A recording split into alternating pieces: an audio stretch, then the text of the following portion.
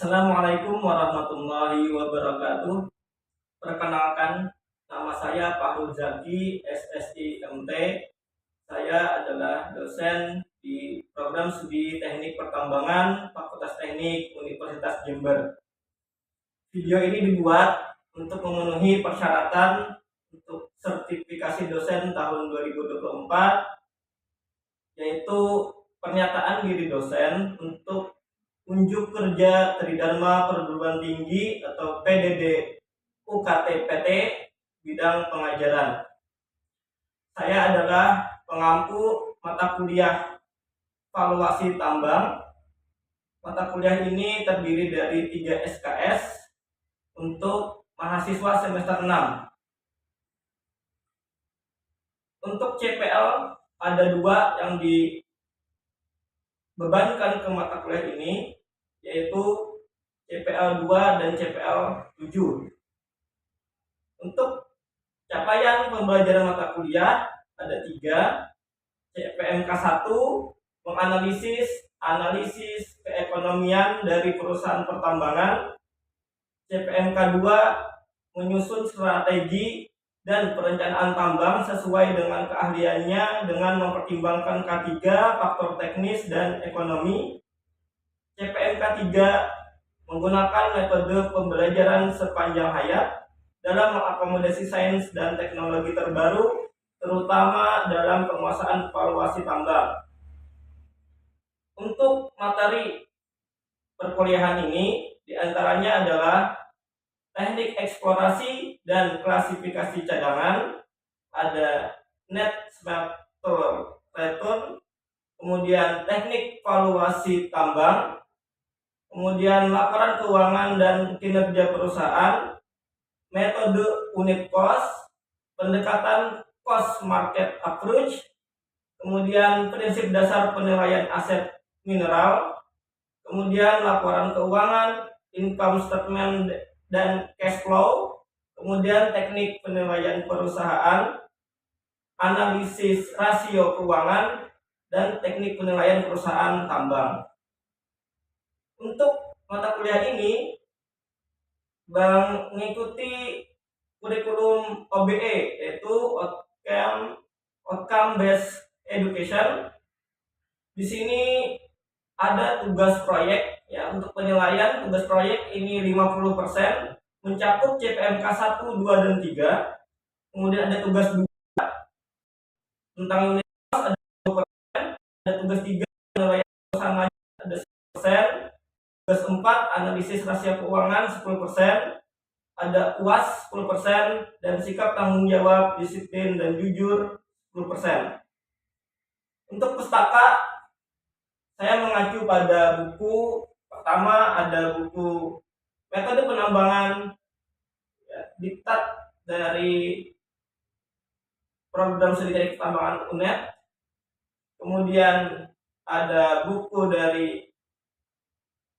Surface Mining Kennedy, ada Economic Valuation and Investment Decision Method dari Thermo, dan Mining Valuation.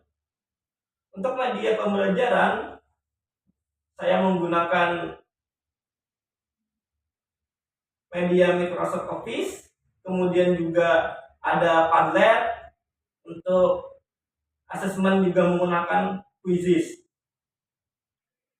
Di Universitas Jember, kita sudah ada sister yang mengandung SIAKAT dan MMP dan keperluan-keperluan dosen lainnya, termasuk penjaminan mutu.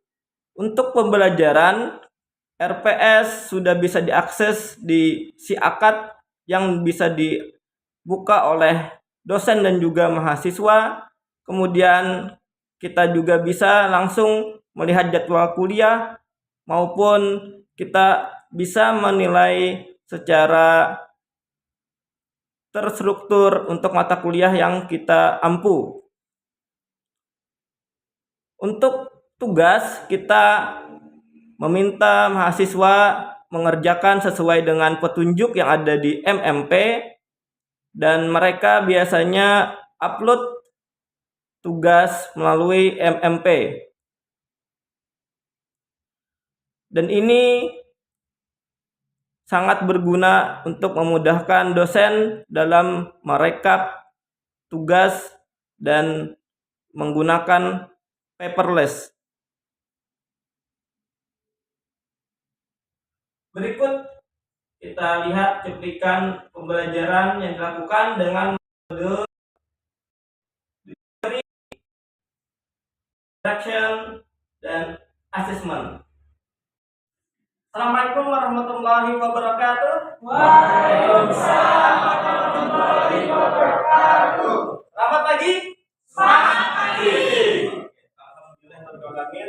Wassalatu wassalamu ala asyrofil anbiya'i wal mursalin. Alhamdulillah hari ini kita bisa berkumpul bersama ya di pagi yang cerah dan kita melanjutkan perkuliahan valuasi tambang. Pada pertemuan ini bahasan kita mengenai teknik valuasi tambang itu sendiri. Sebelum memulai kita berdoa terlebih dahulu. Semoga Allah mudahkan dalam menerima pelajaran.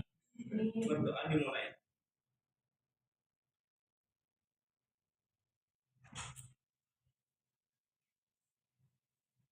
Sudah selesai.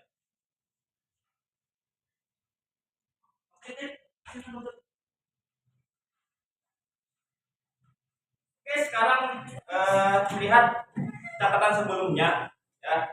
Kita akan masuki teknik valuasi tambang ini. Tujuan pembelajarannya yaitu mampu memahami teknik valuasi tambang ya, serta menjelaskan kriteria dan kelebihan masing-masing. Nanti saya jelaskan ada 3 teknik ya yang terkenal ya di dunia pertambangan. Kemudian bisa mendeskripsikan komponen biaya produksi, biaya operasional, nanti juga ada biaya kapital di perusahaan tambang. Oke, sebelumnya masih ingat ya apa itu valuasi tambang? Valuasi apa valuasi? Ingat? Nilai. Apa nilai apa? Ayo. Kan sudah teman-teman ada evaluasi, ada valuasi.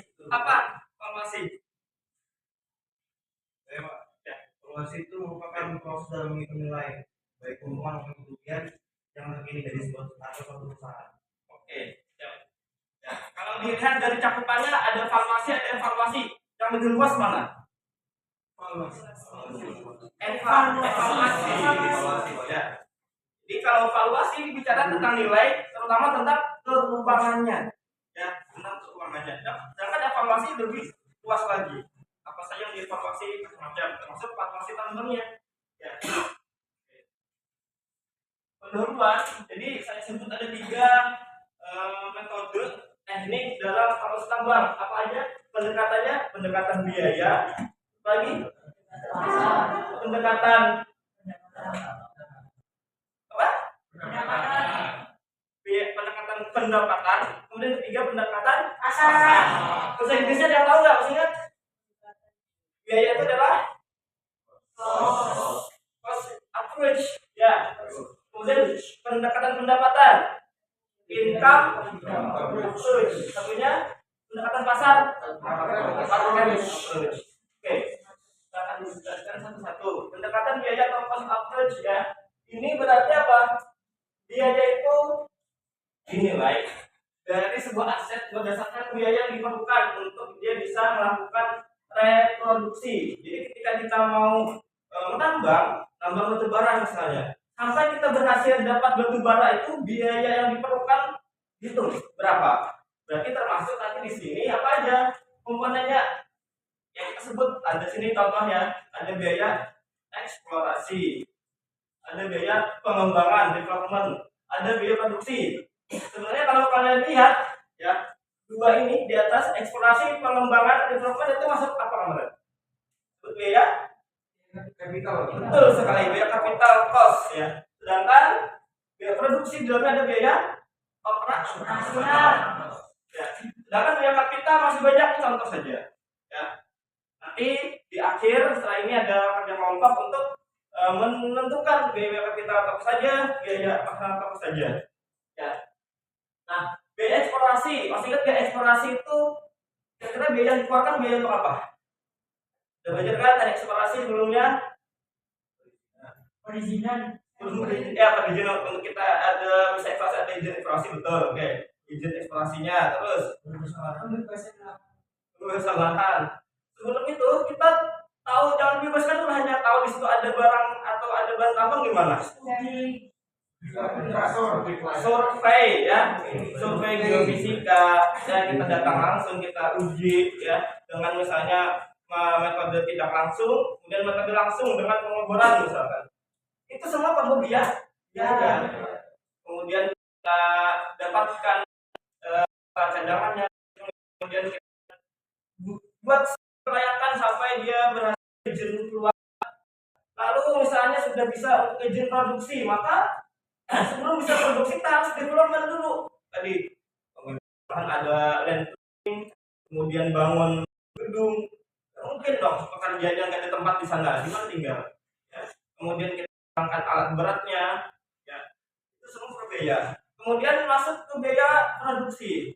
Untuk bisa produksi di awal otomatis ya kapital tadi. Tapi untuk berikutnya, untuk bisa terus ngambil setiap bulan ada produksinya, bahkan setiap tahun bisa mencapai target produksi, maka ada biaya personal. Kira-kira yang ingat sudah pernah juga ya minggu sebelumnya, personal itu apa saja diantaranya? Apa? Betul sekali, Fauzan, bahan bakar minyaknya. Nggak mungkin berat nggak ada BBM-nya. Jadi itu di total. Tahun apa lagi? Personal. Maintenance alatnya, betul. Lagi kira-kira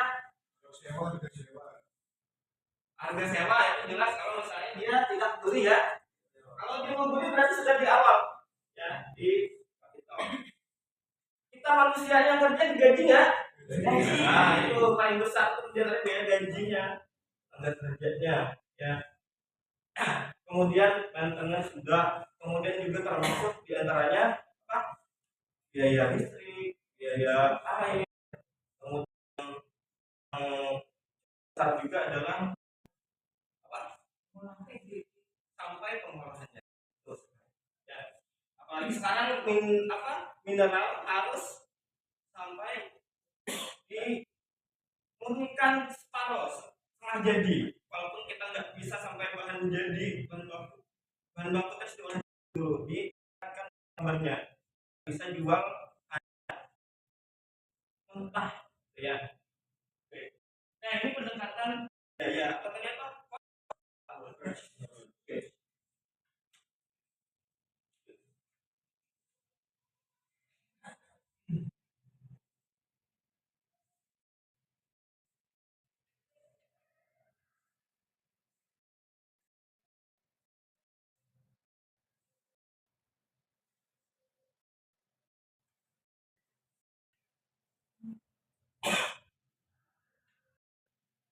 Oke, sekarang apa sih kelebihannya kita melakukan valuasi pendekatan biaya sederhanaan? Kenapa dikasih sederhana? Walaupun sebenarnya kita rumit juga data masih diperlukan alatnya harganya berapa? Hanya sebatas dengan harganya total. Ya, transaksinya juga jelas. Kita bisa cek harga beli. Kemudian relevansi proyek baru kita akan lebih cocok ya. Karena kita tahu nih biaya yang dikeluarkan proyek itu jalan. Tapi terbatasnya apa? Tidak memperhitungkan pendapatan masa depan. Belum bagaimana nanti hasilnya, bagaimana nanti arus kasnya, belum.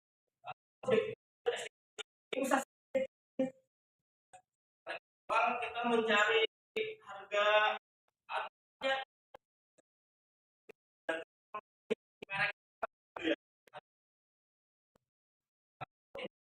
baru dilakukan ini yang cocok sudah jalan. Lalu pendekatan kedua ya pendekatan maka definisinya adalah menilai aset tersebut pendapatan di masa mendatang. Ini lebih ya komponennya nih pas ada arus kas. Yang namanya arus kas menghitung ya, dari kita itu penjualan berapa, kemudian juga akhirnya mempunyai biaya operasional berapa, sampai tahu keuntungan berapa.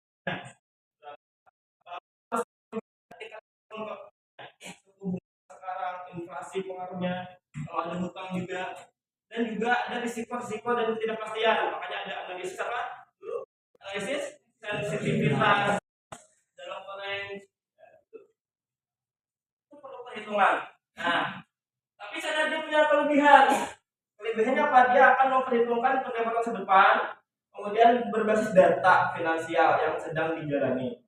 Jadi data semua direkap keuangan ya. Kemudian fleksibilitas, bisa fleksibel. Mengapa fleksibel? Tergantung. Kalau misalnya hari ini untung sekian ya, maksudnya dalam bulan ini produksi sekian, kita ingin nambah, kita bisa optimalkan gitu ya. Apakah nantinya kita tambah fleetnya, atau kita tambah lagi nanti misalnya ada masuk lagi investasinya untuk beli alat lagi supaya menambah batasannya ketidakpastian dalam proyeksi sama perjalanan itu bisa berubah. Makanya paling mudah itu dalam perencanaan di awal dibuat sama setiap tahunnya pendapatan, tapi di kenyataannya nggak akan sama. Ketika sambil kita jalani pasti akan berubah kondisi ya, baik itu karena ekonomi global ataupun kondisi komoditas ataupun harga untuk biaya operasional naik ya, itu akan lebih kompleks.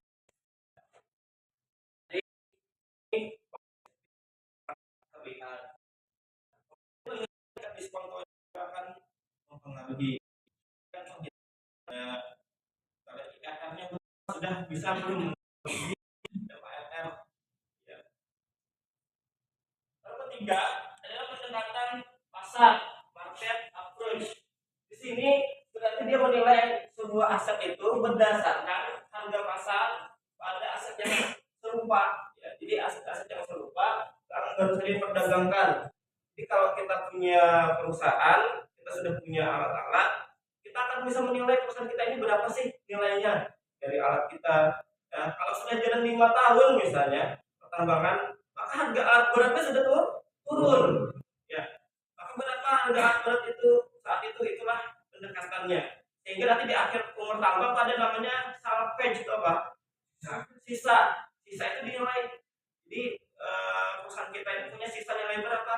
Nah, itu dia pendekatan pasar dan didasarkan pada harga yang penjualan yang serupa juga yang sudah di perusahaan lain yang bisa menjual berapa ya. Jadi harga itu harga aset ya, ingat ke harga aset bukan harga komoditas ya, pendekatannya aset. Nah, di sini komponen utamanya ada data transaksi, kemudian ada perbandingan, ada penyesuaian nilai. Kelebihannya adalah berbasis pasar. Jadi kita tahu pasar di dunia penambangan itu mengikuti pasar global. Jadi kita akan berbasis itu. Kemudian objektivitasnya lebih jelas ya. Tidak bisa kita menentukan harga sendiri. Kalau harga komoditas kita ikut, misalkan harga aset juga nanti akan dilihat di pasar global ya. Kemudian mudah dipahami karena nilai-nilai di pasar itu sudah jelas ya. Harga satuan. Terbatasannya yaitu adanya ketersediaan data yang sulit ya, nggak semua yang menampilkan harga-harga. Kita cari dulu supaya kita nggak rugi, penilaiannya salah. Terus ada perbedaan karakteristik sebuah perusahaan dengan perusahaan lain. Kemudian yang paling jelas ini adalah fluktuasi pasar ini. Ya. Ini pendekatan secara pasar berarti akan mengikuti fluktuasi. Kita lihat perbandingan dari 3 tadi, itu fokus utamanya dulu. Berarti di biaya, dalam biaya adalah ini biaya untuk penggantian atau reproduksi. Sedangkan untuk pendapatan, potensi pendapatan untuk masa depan. Dan pasar, nilai pasar dari transaksi serupa. Itu dilihat dari komponen utamanya. Nah, sedangkan saya tanya,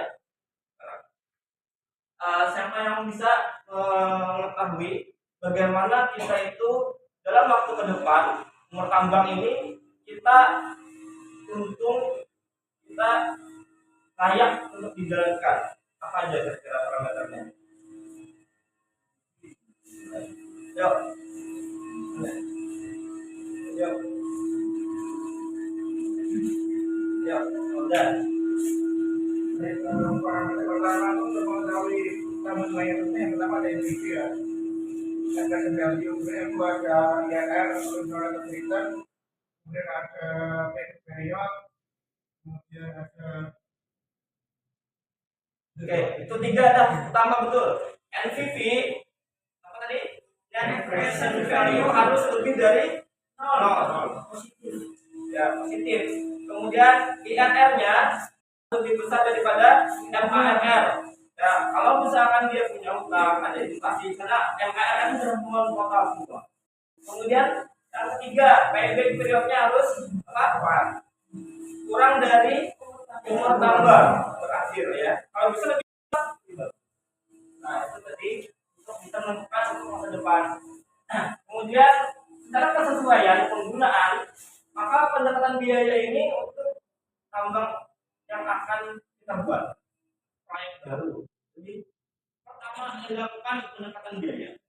Kalau pendekatan pendapatan ini bisa tambang yang sudah menghasilkan pendapatan, ya dia bisa buat arus kasnya, ya dari hasil perhitungan laba orang tua. Nah, kalau pendekatan pasar ini transaksi pasar yang kita dapat baik kita pasar komoditas ataupun kita berjualan. Secara konteks yang paling sederhana adalah dua biaya dan pasar. Di atas biaya relatif sederhana bisa buka atau mencari sumber yang pas. Kemudian untuk pendapatan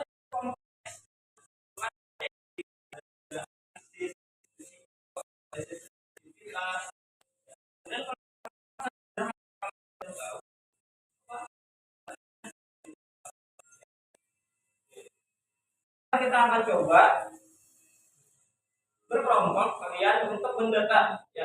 Sudah cari kan tugas cari jurnal dari keuangan tambang sudah ya? Oke ya. Oke.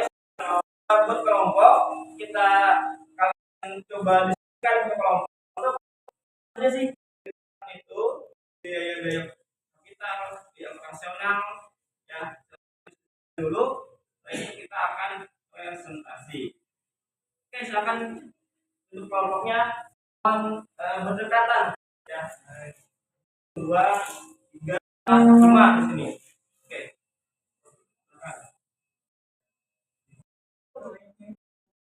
Oke, silakan diisikan kelompok.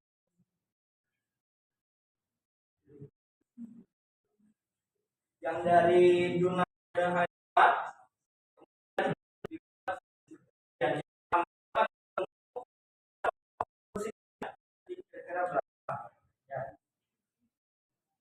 semuanya udah ada ya terhubung sama kalian sudah?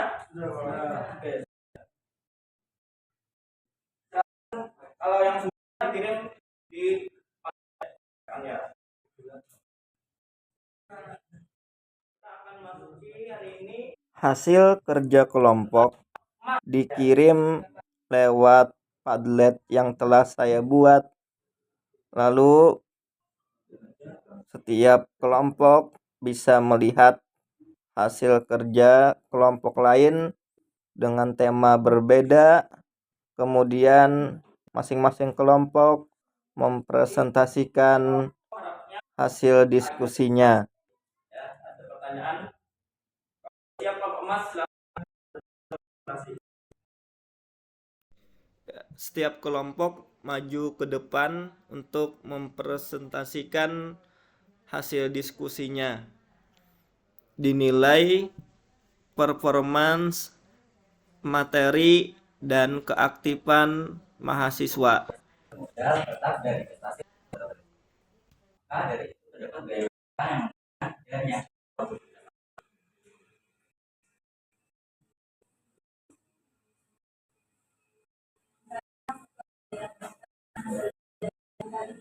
yang dikeluarkan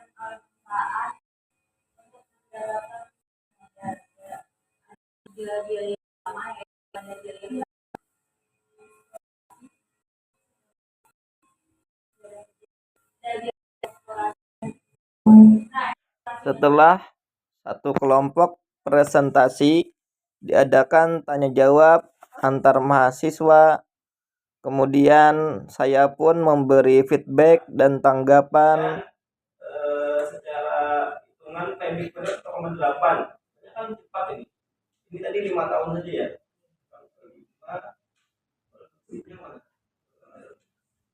Sama tetap ya, ini dianggap konsisten ya semuanya. Iya. Ini ada ini ya, ada kuantifikasi dari jurnal kan? Iya.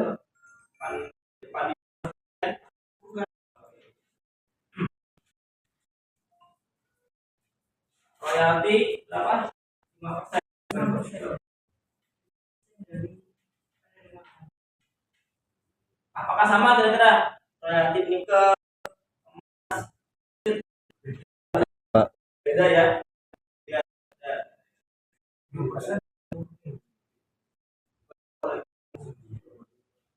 Pajak itu 25%.